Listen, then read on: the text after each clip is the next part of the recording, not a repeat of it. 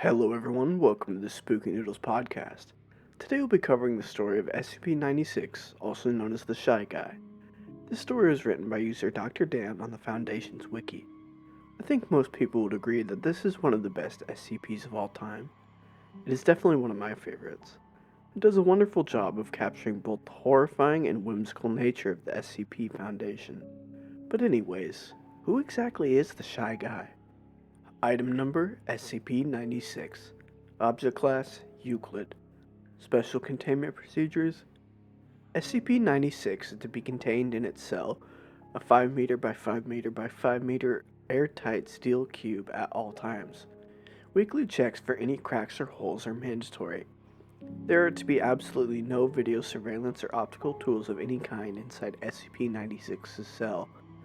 Security personnel will use pre-installed pressure sensors and laser detectors to ensure 96's presence inside the cell. Any and all photos, video, or recordings of 96's likeness are strictly forbidden without approval from Dr. and 05. Description: 96 is a humanoid creature measuring approximately 2.38 meters in height. Subject shows very little muscle mass, with preliminary analysis of body mass suggesting mild malnutrition. Arms are grossly out of proportion with the rest of the subject's body, with an approximate length of 1.5 meters each. Skin is mostly devoid of pigmentation, with no sign of any body hair. SCP-96's jaw can open to 4 times the norm of an average human. Other facial features remain similar to an average human, with the exception of the eyes, which are also devoid of pigmentation. It is not yet known whether 96 is blind or not. It shows no signs of any higher brain functions and is not considered to be sapient. 96 is normally extremely docile, with pressure sensors inside its hill indicating it spends most of the day pacing by the eastern wall.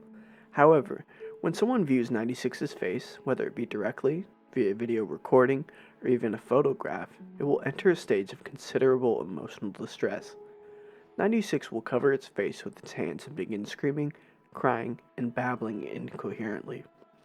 Approximately 1 to 2 minutes after the first viewing, 96 will begin running to the person who viewed its face, who will from this point on be referred to as 96-1.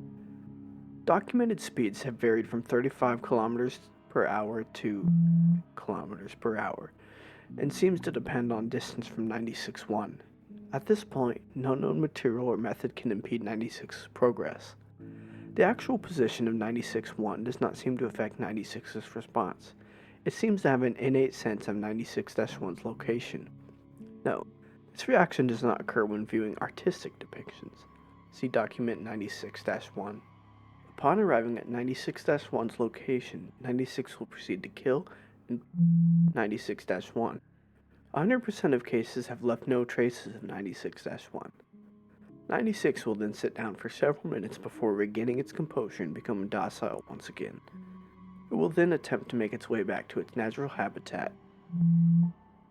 Due to the possibility of a mass chain reaction, including breach of Foundation secrecy and large civilian loss of life, retrieval of subjects should be considered alpha priority. Dr.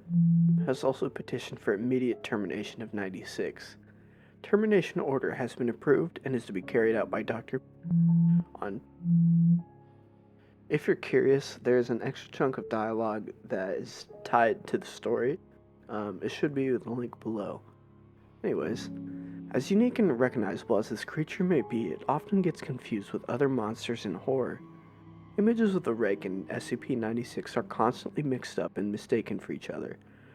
I'm not sure why, but the Dover Demon also occasionally ends up as part of this conundrum, even though it looks quite different from the other two.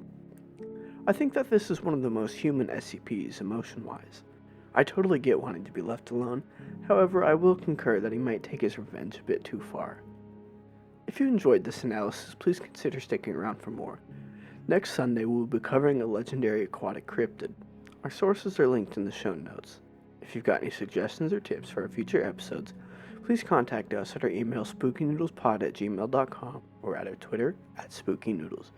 Your feedback is greatly appreciated. Make sure to keep your taste for horror alive by watching the next episode of Spooky Noodles on Apple, Spotify, Amazon, or YouTube. Thank you for listening.